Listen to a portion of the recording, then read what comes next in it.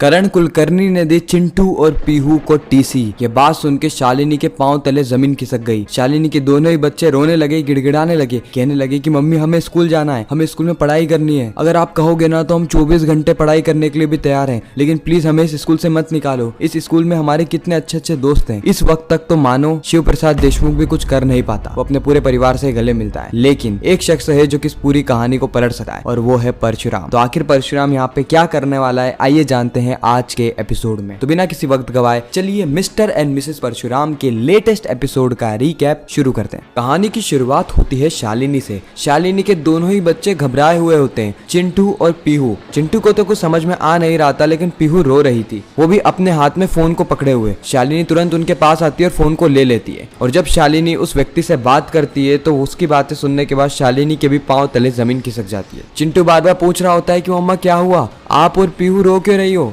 मुझे ये देख के बहुत ज्यादा डर लग रहा है, प्लीज मुझे बता दीजिए। उसके बाद शालिनी बताती है कि चिंटू और पीहू को स्कूल से टीसी दे दी जाएगी। बस जैसे ही ये समर वेकेशन खत्म होगा उसके बाद ये दोनों ही उस स्कूल में कभी भी नहीं जा पाएंगे। इन दोनों को नए स्कूल में जाना होगा। ये बात सुन के तो वह दोनों ही बच्चे और ज्यादा रोने लगते हैं। वह कहते हैं कि मम्मी हमें किसी और स्कूल में नहीं जाना, हमें उसी स्कूल में पढ़ना है। हमारे कितने सारे दोस्त हैं, कितने अच्छे दोस्त हैं, हम उनसे अलग नहीं हो सकते, बिल्कुल भी नहीं। पीहू यहाँ पे रिक्वेस्ट कर रही होती है अपनी माँ से कि वह हिंदी में से फुल मार्क्स ले आएगी, इतनी मेहनत करेगी, लेकिन प्लीज उसे उस स्कूल से मत निकालना। लेकिन शालिनी के हाथ में तो कुछ भी नहीं था। इन बच्चों का दर्द मैं समझ सकता हूँ, क्योंकि एक बार मेरे साथ भी कुछ ऐसी सिचुएशन हुई थी जहाँ पे मुझे स्कूल को चेंज करना पड़ा।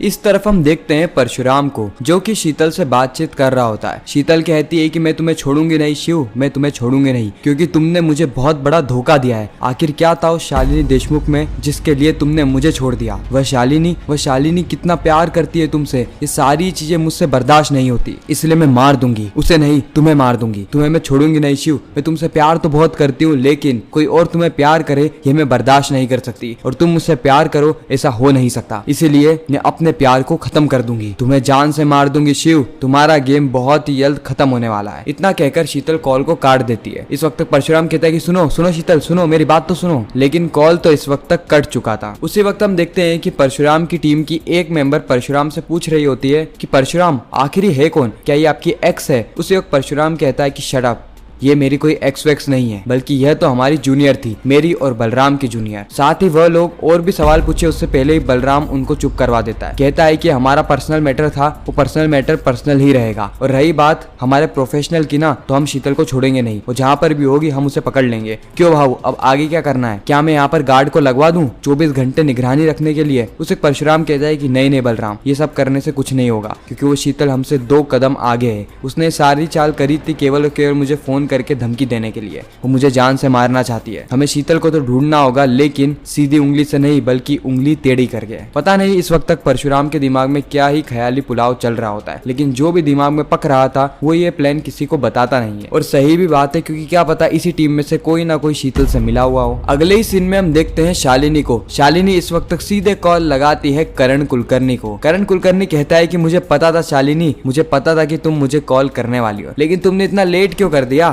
चलो ठीक है, देर आए दुरुस्त आए, बोलो क्या तुम अपना बयान वापस लोगी। शालिनी कहती है कि आपको शर्म नहीं आती, आप इतना ज्यादा नीचे तक कैसे गिर सकते हैं। आपकी दुश्मनी मुझसे है ना, तो मुझसे निभाइए। मेरे बच्चों का इन सब में क्या कसूर, आपके बेटे ने भी मेरे बच्चे को किडनैप किया था, और अब आप भी मेरे बच्चों के साथ खिलवाड़ कर रहे हैं, उनकी जिंदगी बर्बाद करने पर तुले हुए हैं। भला इन सारी चीजों में मेरे बच्चों की क्या गलती, उन्हें आप टीसी क्यों दिलवा रहे हैं। उसी वक्त करण कुलकर्णी कहता है कि कुछ नहीं होगा शालिनी, कुछ नहीं होगा, बस तुम्हें अपना बयान ही तो वापस लेना है। अब तुम अपने बच्चों के लिए इतना तक नहीं कर सकती, तुम्हें पता है ना ये करण कुलकर्णी इससे बढ़कर भी बहुत कुछ कर सकता है, तुम्हारे बच्चों को तुमसे हमेशा हमेशा के लिए छीन भी सकता है। लेकिन मैं इन सारे मामलों में पड़ना नहीं चाहता, क्योंकि हम अब एक परिवार बन चुके हैं। मैं सिर्फ इतना चाहता हूँ कि मेरा बेटा मेरे साथ रहे, उसने जो भी गलतियां करी उसे माफ कर दो शालिनी, और अपना बयान वापस ले लो। अगर तुम्हें इस बात का डर है ना कि वह आगे कोई अपराध ना करे, तो इस बात की गारंटी मैं लेता हूँ। शालिनी कहती है कि नहीं चाहिए मुझे आपकी गारंटी, बिल्कुल भी नहीं चाहिए, और आपका बेटा अपराधी है, अपराधी था और आगे भी अपराधी ही रहेगा, उसमें कोई भी बदलाव नहीं नहीं आया है, उल्टा वह तो हमारे परिवार को नुकसान पहुंचाने की बात कर रहा था, हम सबको जलाने की बात कर रहा था। उसी वक्त करण कुलकर्णी चिल्लाते हुए कहता है कि शालिनी बस, मैं अपने बेटे के बारे में ज्यादा चीजें बर्दाश्त नहीं करूंगा। मैं तुम्हें आखिरी बार कह रहा हूँ कि तुम बयान को वापस ले लो, नहीं तो जो होगा ना वो तुमसे बर्दाश्त करने लायक नहीं होगा। इतना कहकर करण कुलकर्णी कॉल को काट देता है। शालिनी इस वक्त रो रही होती है अपने दोनों ही बच्चों को गले लगाकर। इस तरफ हम करण कुलकर्णी को देखते हैं जो कि परेशान होता है। वो सोच रहा होता है कि आखिर किस तरीके से वह अपने बेटे को जेल की सलाखों से बाहर लाए। और उसी वक्त वहाँ पर आ जाती है आराध्या। आराध्या आते ही अपने ससुर से कहने लग जाती है कि मुझे एक बड़ी खबर पता लगी है। करण कुलकर्णी कहता है कि अच्छी खबर है या बुरी खबर। आराध्या कहती है कि अच्छी है या बुरी यह तो मुझे नहीं पता, लेकिन मुझे यह जरूर पता है कि वह खबर सुनने के बाद आपके पांव तले जमीन खिसक जाएगी। करण कुलकर्णी कहता है कि तुम्हारी इस बकवास का मेरे पास कोई भी समय नहीं है, अगर तुम्हें कोई खबर हाथ लगी है तो जल्दी से मुझे बता दो। आराध्या कहती है कि कबीर से कोई मिलने आया था। करण कुलकर्णी कहता है कि कौन